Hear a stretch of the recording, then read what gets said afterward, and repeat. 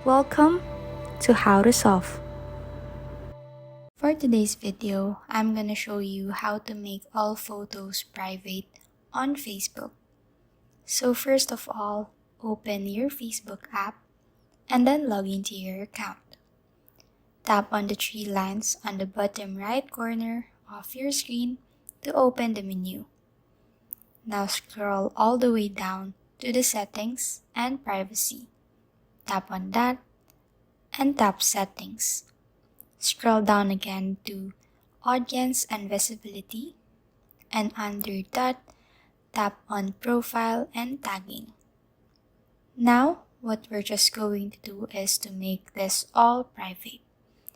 So just tap here and choose the option to only me.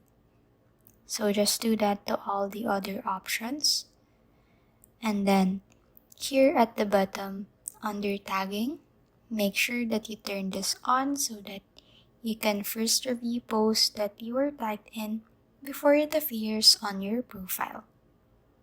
Please like and subscribe for more content. We'll see you in the next one.